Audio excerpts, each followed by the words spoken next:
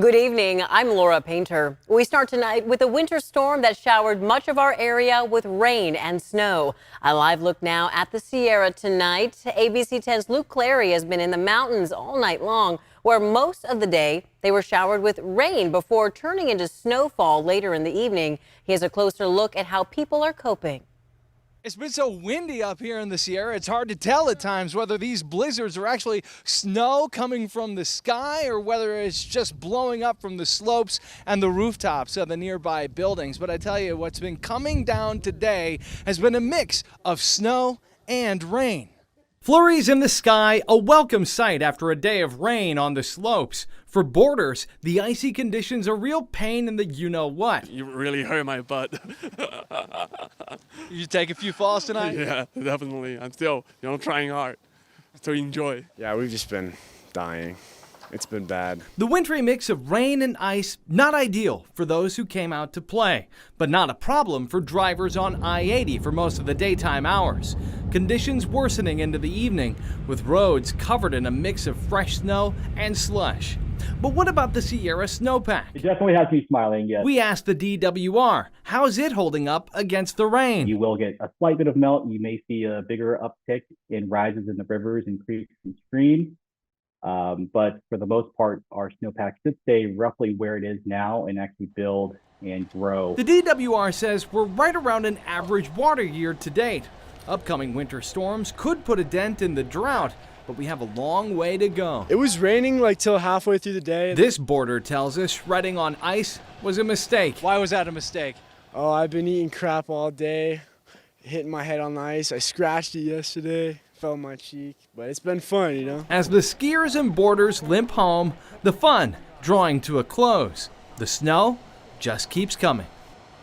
Oh, some brutal conditions. Luke Clary, thank you. Another live look at the roads tonight. Right now, this time in the San Joaquin Valley. You see here fog rolling in, and there's plenty more on the way. Chief Meteorologist Monica Woods is tracking conditions for us tonight. Monica, that fog has been really tricky for morning commuters. Oh, you're right about that. We go from one hazard right into the next. So we go from the winter storm right into the fog, and you can see it's most problematic in the northern San Joaquin Valley. However, patches in the foothills as well. We have a dense fog advisory in effect until 11 o'clock tomorrow morning for the San Joaquin Valley, stretching towards the delta with visibility at times less than a quarter of a mile. Our winter storm warning still continues until 4 o'clock in the morning for the Sierra, looking at some blowing snow and also some hazardous travel. It is starting to wind down, though, at this hour. Avalanche warning, though, will stay in place through 7 o'clock tomorrow morning. It's because of what Luke was describing, that rain on top of snow and then snow falling later in the evening. Now, we still have some patches of snow up in the Sierra. Most of this, again, is very spotty. The widespread stuff has come to an end for right now. And tomorrow, it's basically a dry day, but a one that starts off with quite a bit of fog. Our total rainfall since midnight is over an inch for most valley locations, kind of hit and miss here with totals close to 2 inches for Placerville. And we saw nearly 3 inches of rain at South Lake Tahoe before it turned over to snow. Peak wind gusts earlier today also causing some damage at 40 to 50 miles per hour. Quieter night tonight, morning fog. Then we get into our second storm. That's going to bring us lighter showers and some slightly lower snow levels. But then the storm system number 3 comes in. That is going to have fluctuating snow levels, also moderate to heavy rain. We're going to be tracking this all the way through the new year. Tonight, temperatures drop down to near 40. Again, areas of dense fog to get us going on Wednesday, Laura. All right, Monica, thank you. Now, meanwhile, at least 52 people have died nationwide as a result of this year's historic Christmas weekend storm. 28 of those just in New York's Erie County. Thousands are still without power in western New York. 100 military police are heading to Buffalo to help manage traffic, where a driving ban remains in effect. Officials are begging people to stay off the roads. There's a lot of roads that are completely blocked right now that have no access whatsoever. Please, you heard the mayor beg, I'm begging, stay home. The next big challenge for western New York, rising temperatures and potential rain have officials worried about possible flooding later in the week. The flight chaos continues tonight. Hundreds of stranded passengers looking for any way to get home. If you're trying to book a flight, here's what travelers are up against. I searched flights online for tomorrow, and what I found was shocking. For example, you could get a short flight from LAX to Sacramento next month for under $100.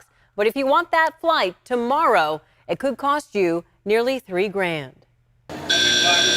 It's a travel nightmare that won't seem to end. Southwest Airlines continues to deal with a crisis that has left thousands of passengers stranded all across the country. The airline canceled at least 70% of its flights yesterday. Flight tracking website FlightAware says it accounted for half of all airline cancellations worldwide. How's that for perspective?